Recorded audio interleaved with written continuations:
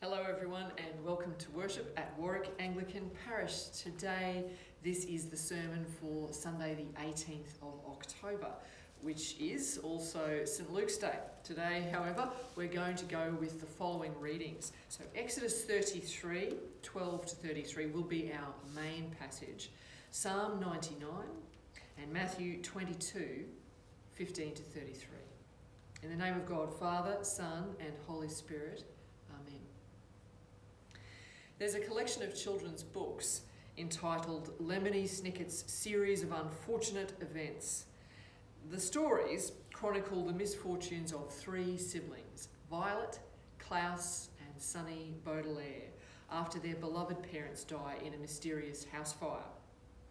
What follows for the children is something of an exodus, a journey out of and away from all that has been familiar into unknown territory.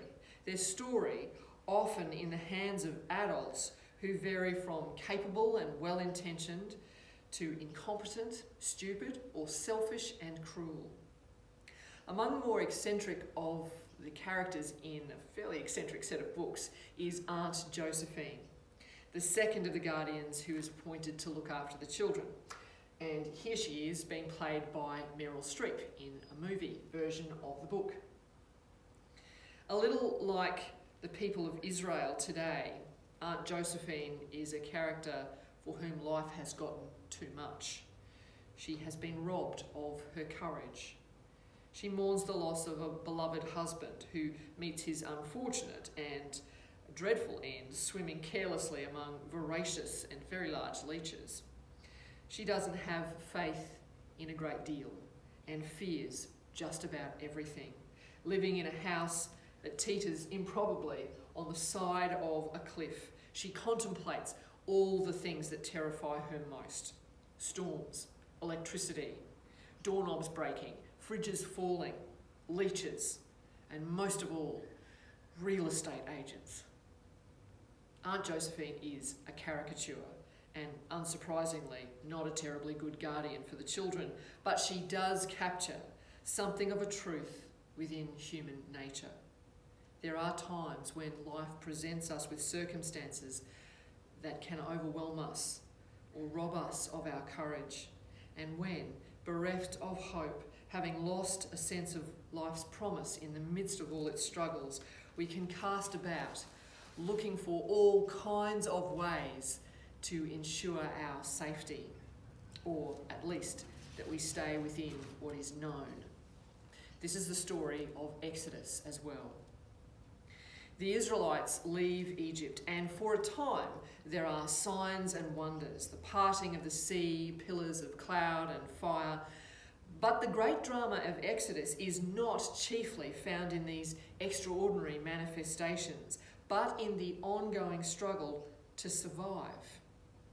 A lack of water, a lack of food, the occasional skirmish with local tribal groups, and this constant looking backwards, a yearning for the memory of a life in Egypt when things were easier. Moses and the people also wrestle with important questions of identity, faith and leadership. Rules are formulated to offer shape and safety to the wanderers. And then in Exodus 32, chapter immediately before this one, Moses' prolonged absence up on the holy mountain creates unrest and insecurity, and the people are agitated, and they demand of Aaron that he make them a God who will lead and protect us. A God who will lead and protect. This is a people struggling to have faith. Their courage is failing them, clinging to the very edges of life in the wilderness, like that rickety house on the side of a cliff. They feel alone. They are vulnerable, even if they are free. Aaron's response is to make them an idol, the golden calf, who of course can't see them, can't hear them, let alone lead or protect. So Moses comes down the mountain, and this is the mess that greets him. He is incandescent with rage.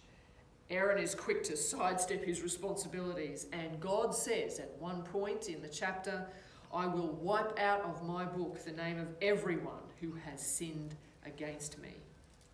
It's all gone horribly wrong. The dialogue that then follows in Exodus 33 is interesting. Moses has a conversation with God. He must wonder if he has done enough, if he has failed God, failed his people, whose immense need makes them a pretty demanding crowd. He wants to know if God sees him, if God sees his people. And interestingly, if this leadership gig is something he's going to have to do alone. He reminds God of the Exodus 3, the burning bush encounter, and that God knows him and calls him by name and has appointed him to the task of leadership.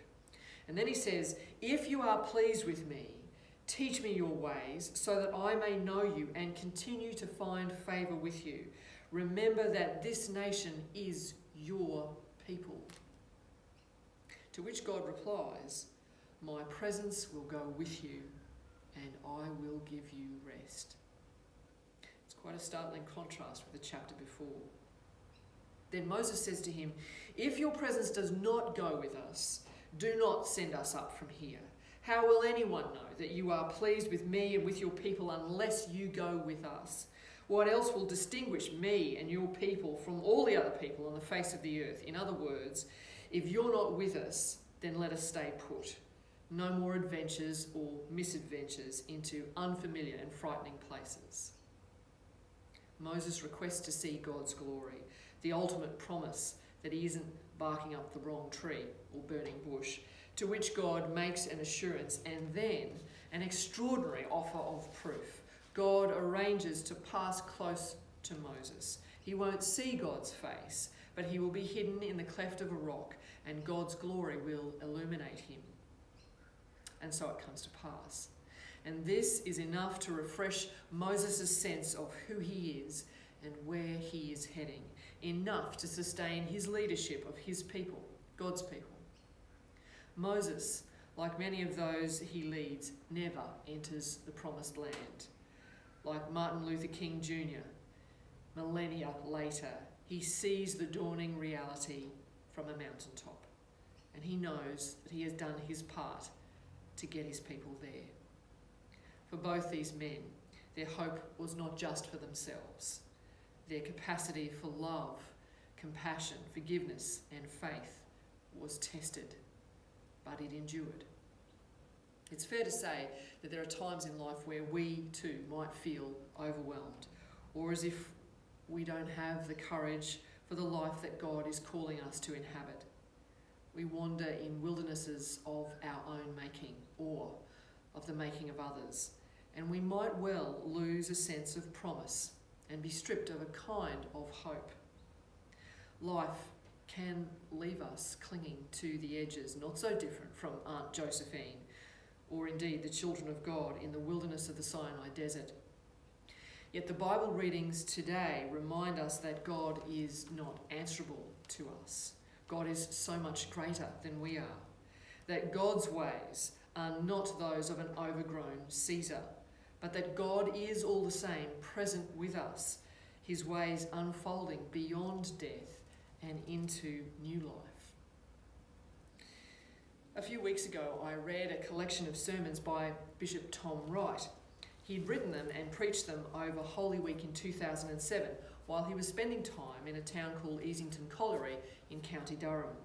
Easington Colliery was once a busy coal mining town which had known industry and prosperity along with great tragedy. But now it was clinging to the edges of its former life, afraid, despairing, unsure what the future would hold, unsure if it had anything but more pain, more questions, and more dead ends to offer.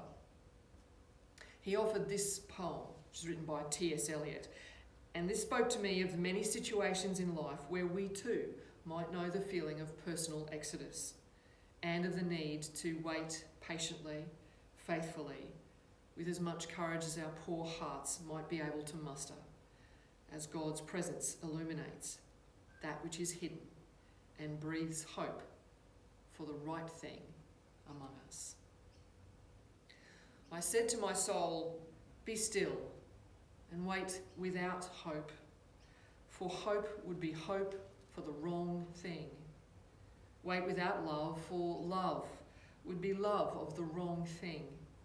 There is yet faith, but the faith and the love and the hope are all in the waiting.